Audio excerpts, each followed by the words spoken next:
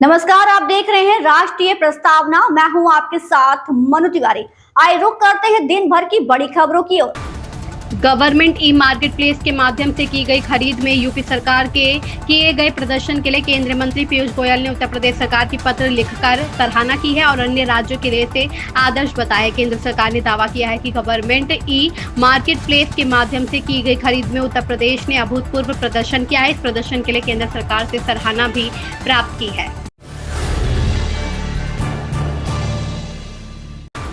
Air India की प्रवक्ता ने कहा 18 जून 2025 को दिल्ली से बाली जाने वाली एयर इंडिया की उड़ान संख्या AI2145 को गंतव्य हवाई अड्डे बाली के पास ज्वालामुखी विस्फोट की खबरों की वजह से दिल्ली लौटना पड़ा। विमान सुरक्षित रूप से दिल्ली में उतर गया है और सभी यात्रियों को उतार लिया गया है। दिल्ली से बाली जा रही एयर इंडिया की उड़ान को वापस राष्ट्रीय राजधानी लौटना पड़ा।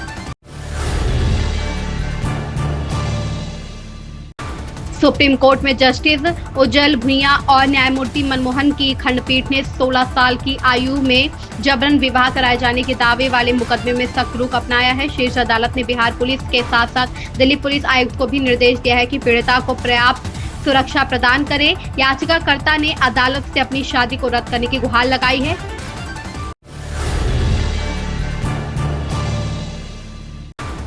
प्रधानमंत्री नरेंद्र मोदी और अमेरिकी राष्ट्रपति डोनाल्ड ट्रंप के बीच फोन पर हुई बातचीत को लेकर भाजपा विपक्ष आमने सामने है। कांग्रेस, शिवसेना समेत तमाम विपक्षी दल पीएम मोदी पर निशाना साध रहे हैं तो भाजपा विपक्षी दलों पर राजनीति करने का आरोप लगा रही है।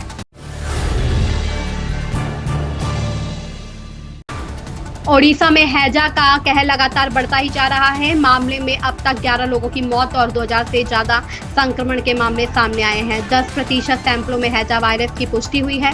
सरकार ने सभी 30 जिलों को अलर्ट पर रखते हुए साफ सफाई, कीटाणु शोधन और जन जागरूकता के निर्देश दिए हैं। ओडिशा में दिन प्रतिदिन हैजा का खतरा बढ़ता ही जा रहा है, जहां मामले में राज्य के स्वास्थ्य विभाग ने बताया कि अब तक इस बीमारी से 11 लोगों की मौत हो चुकी है। इस साल 11वां अंतर्राष्ट्रीय योग दिवस मनाया जाएगा। इस मौके पर दिल्ली सरकार की भी तैयारी जारी है। मुख्यमंत्री रेखा गुप्ता ने योग दिवस पर बड़े कार्यक्रमों का ऐलान किया है। हर साल 21 जून को अंतर्राष्ट्रीय योग दिवस मनाया जाता है। भारत समेत दुनिया के सभी देशों में लोगों को योग दिवस पर शारीरिक, मानसिक और आध्यात्मिक लाभों के प्रति जागरूक किया जाता है। इस खास मौके पर दिल्ली सरकार की भी तैयारी चल रही है। सीएम रेखा ने योग दिवस पर बड़े कार्यक्रमों का ऐलान किया है। धामी मंत्रिमंडल की बैठक में सहकारिता से लेकर बद्रीनाथ मास्टर प्लान तक कई महत्वपूर्ण फैसले लिए गए। मुख्यमंत्री पुष्कर सिंह धामी की अध्यक्षता में बुधवार को सचिवालय में उत्तराखंड मंत्रिमंडल की बैठक आयोजित हुई। बैठक में सहकारिता, पशुपालन, डेयरी और पर्यटन से जुड़े कई अहम प्रस्तावों को मंजूरी दी गई। बैठक के निर्णयों की जानकारी सूचना महानिदेशक बंशीधर तिवारी ने प्रेस वार्ता में दिया। बताया कि कैबिनेट ने सहकारिता विभाग में ब्लॉक से लेकर राज्य स्तर तक ऑडिट कराने के निर्णय पर मुहर लगाई।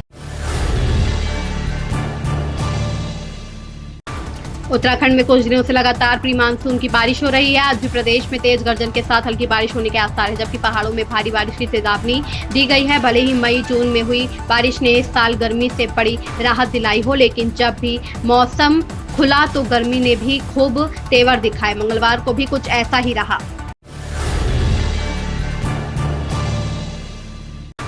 उत्तराखंड में कुछ दिनों से लगातार प्री मानसून की बारिश हो रही है। आज भी प्रदेश में तेज गर्जन के साथ हल्की बारिश होने के आसार है, जबकि पहाड़ों में भारी बारिश की चेतावनी दी गई है। भले ही मई जून में हुई बारिश ने इस साल गर्मी से बड़ी राहत दिलाई हो, लेकिन जब भी मौसम खुला तो गर्मी ने भी खूब तेवर दिखाए। मंगलवार को भी कुछ ऐसा ही रहा।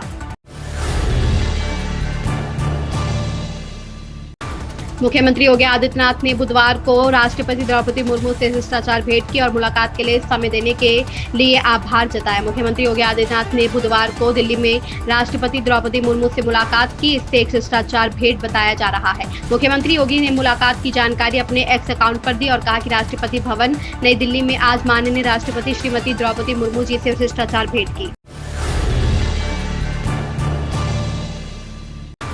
यूपी के पूर्व मुख्यमंत्री और सपा प्रमुख अखिलेश यादव ने साफ किया है कि 2027 में होने वाले यूपी विधानसभा चुनाव सपा इंडिया गठबंधन के साथ ही मिलकर लड़ेगी। सपा अध्यक्ष और पूर्व मुख्यमंत्री अखिलेश यादव ने कहा कि इंडिया गठबंधन एकजुट है। इंडिया गठबंधन मिलकर विधानसभा चुनाव लड़ेगा। हम उस समय सीटों पर बात कर लेंगे। समाजवादी पार्टी किसी सांसद के बयान या किसी के ट्वीट और सोशल मीडिया पर लिखने पर कुछ भी नहीं कहना चाहती है। इन खबरों में बस इतना ही। बने रहिए हमारे साथ और देखते रहिए राष्ट्रीय प्रस्तावना।